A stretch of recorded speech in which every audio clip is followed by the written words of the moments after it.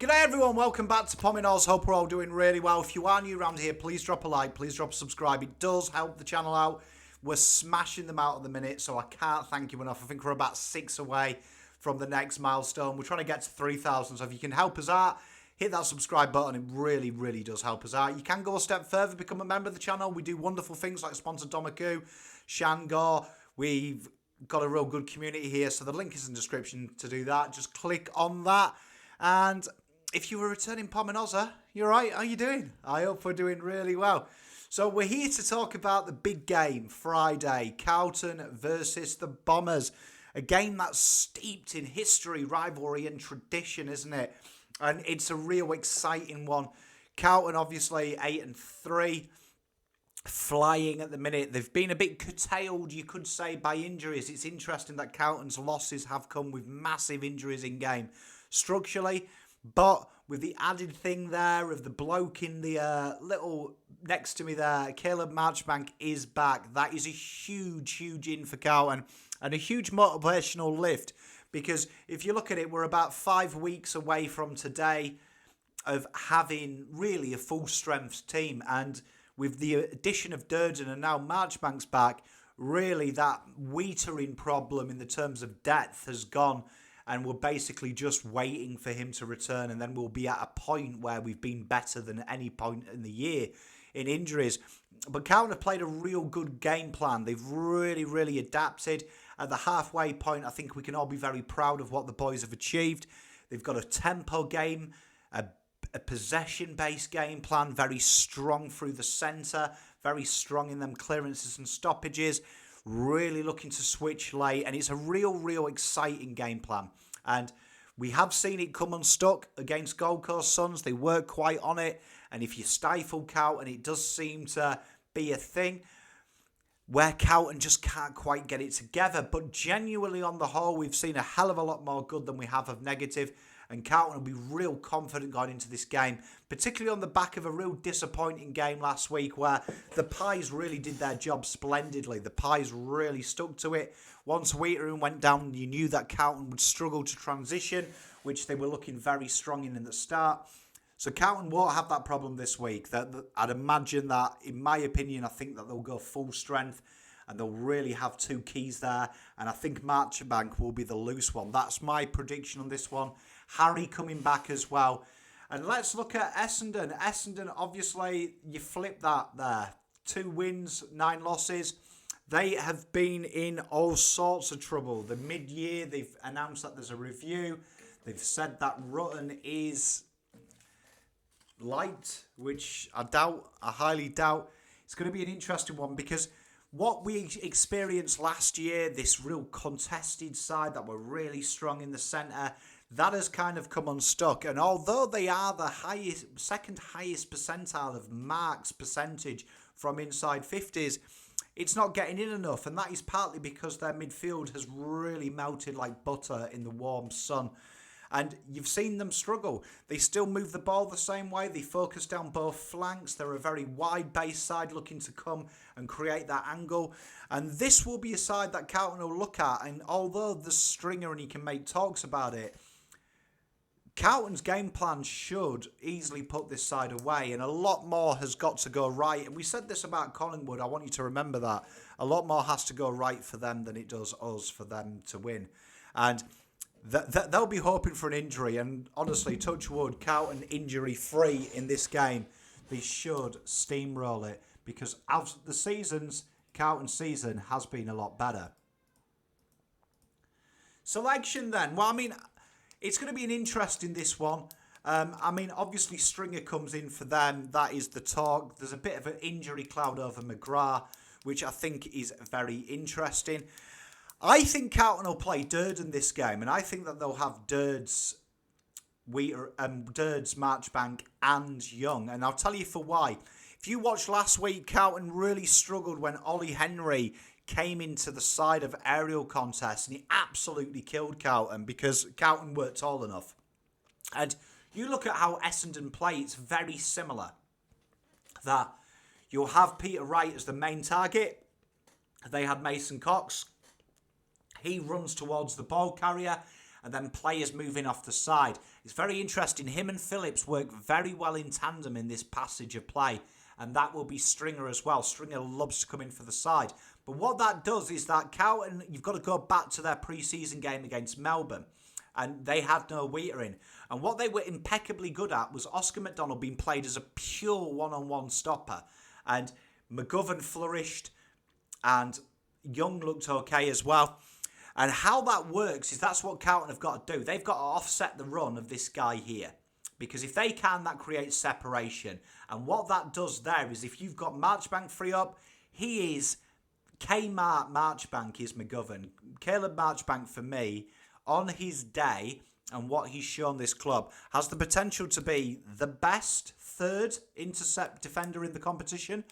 But very top, I'd say top 10 key defenders if he goes that route. And we know that's what Carlton have really hung their hat on, making him a key defender. But I think it would be suicide to play him as a key defender first game back. I think Roten on there, attacking the ball, his excellent kick, the way that Lewis Young works as well, he brings it to ground, which plays into Sard. And I think Durden is a great little one-on-one matchup for him, you know, to take the next guy and be that awkward, and it creates space.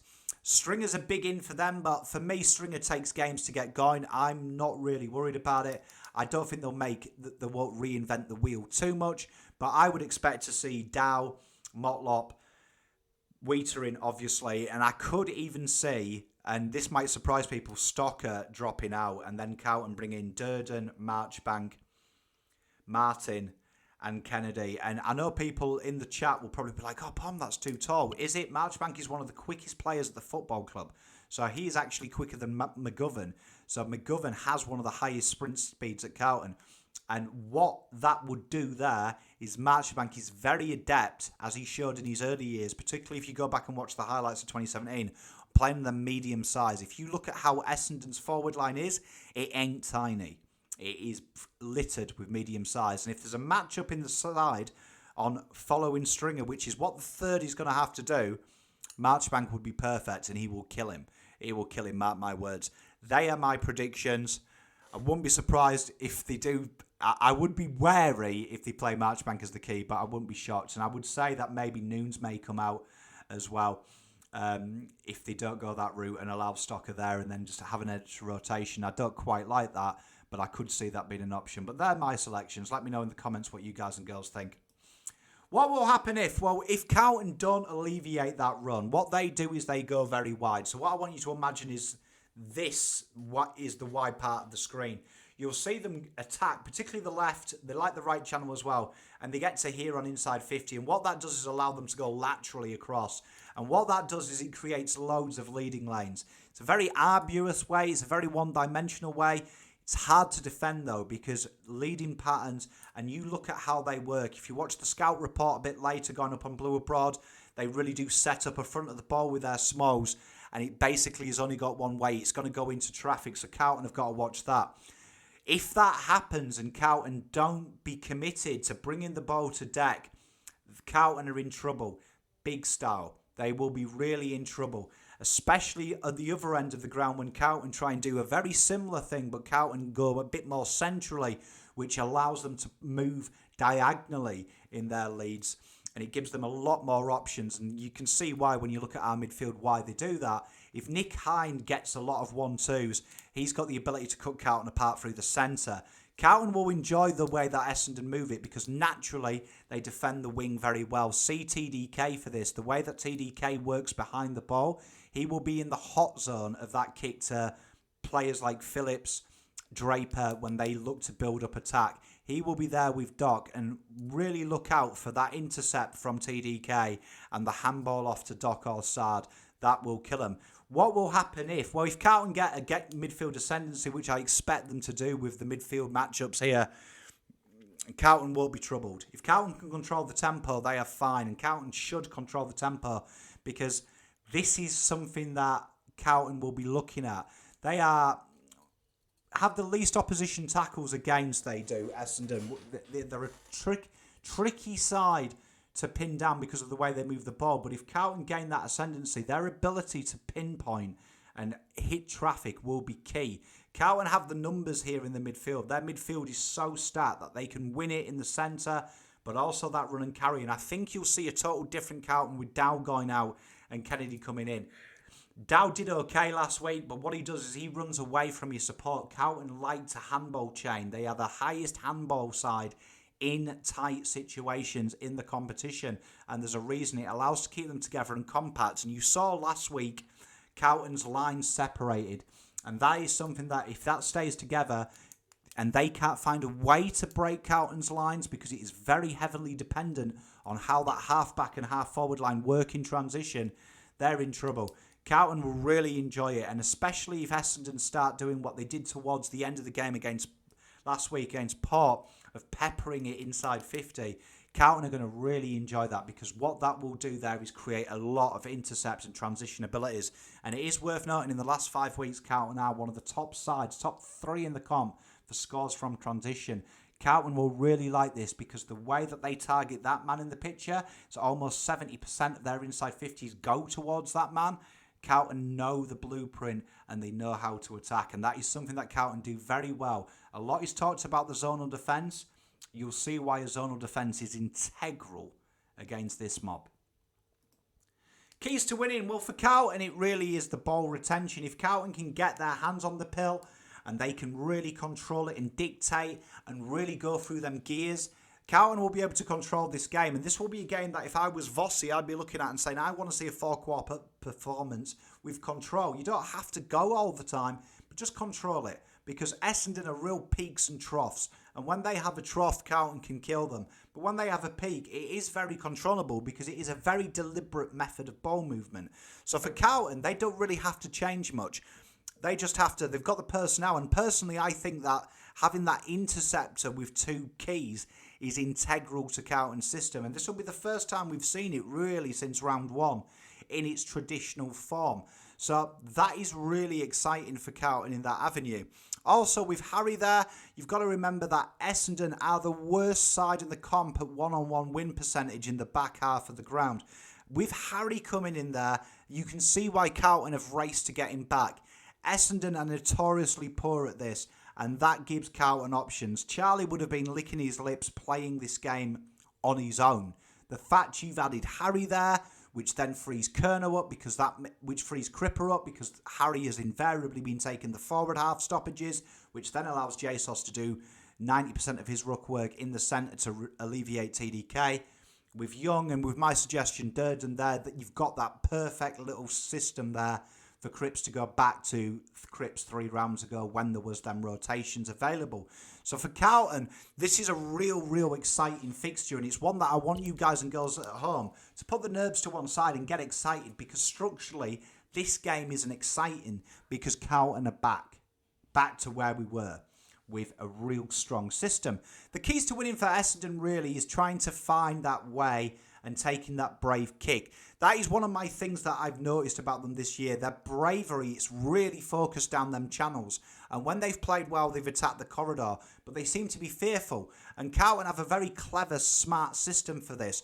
They oscillate a very good spoiling player in attack just to hang in that centre area to really funnel it down. So you watch Carlton, they set a trap and they try and funnel you down one wing, but they leave someone really out wide. Someone like a Nick Newman quite often is in this position. Sard's in this position quite a lot, who's going to spoil that corridor kick and bring it to ground. And if you notice the spoils, they go laterally towards the traffic. And that is the kick that they're going to have to take on. If they don't take that kick on, they lose. If they take that kick on and they fail, they lose by a lot, because Carlton really swarm that area.